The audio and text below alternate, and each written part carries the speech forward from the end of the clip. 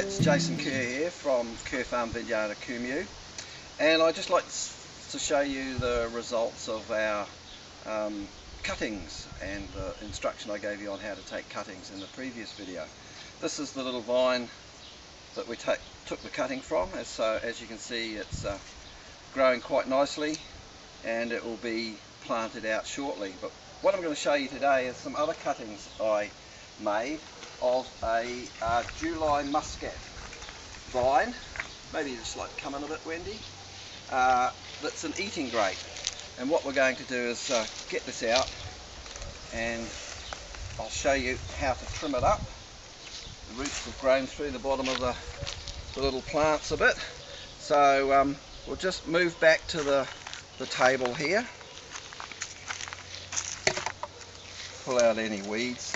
Now I think what I'm going to do is just trim this a little bit. So there's a bit of last year's dead wood I'll take off, and I'll take off that little bit there, and maybe this little bit here, so that we've only got new wood. This is the new wood growing here, so this is this season's wood.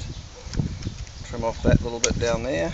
And is that wood greener than any other wood? Yeah, the new season's wood is the green colour against the brown of last season's. So what I thought we'd do with this plant is to plant it against this tin wall, which is gets a lot of sun during the day.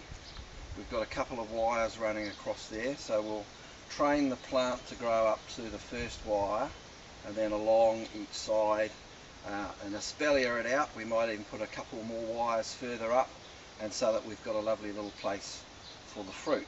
So I'll just dig a hole and we'll be back in a minute.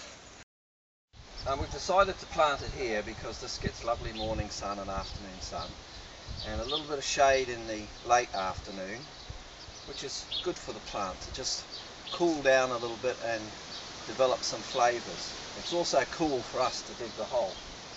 So you come in a bit, Wendy, and we'll show you what the hole is like. It's not a very big hole, it's just sort of big enough to put the plant bag in. But first I'm going to put a little bit of nitrophosphor fertiliser in the bottom. You can use blood and bone, any sort of meal type fertiliser. But what you want to do is not let the roots come in contact. So put some in the middle, in the bottom, and just put a bit of dirt on the top, just to protect it. And we'll split the bag. Watch out for that fertiliser. And as you can see, if you look at those roots, there's a big root mass there that is a good start. So just loosen it up a little bit, just because it's been in that pot for a year. Loosen up the bottom of the roots so it doesn't fall into like a big ball.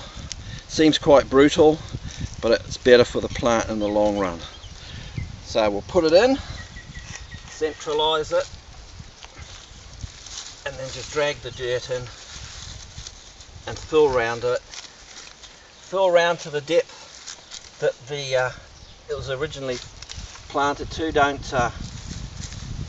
go too much further up the stalk. Press it in firmly.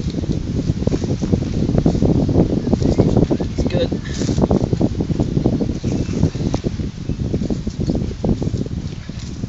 Nice dark soil. Just press it in so it's nice and secure. So next thing we're going to do is string this up. So what we're going to do is use one of these nodes as a means to tie the plant to the wire. So this is one of the nodes that had a shoot on it. So I'm just going to cut through the top of it so it's got a little knob on the end. Okay, what I'm going to do now is show you how to tie it up. So make a little loop, two little loops, one on top of the other. Like that. Just put that over the little knobby part. Tighten that up, slide it to the end, and then just tie it off with another little hitch there. Now we're not expecting shoots to grow from there. We're going to use some of these. This is just a method of tying it to the wire. Put it long enough,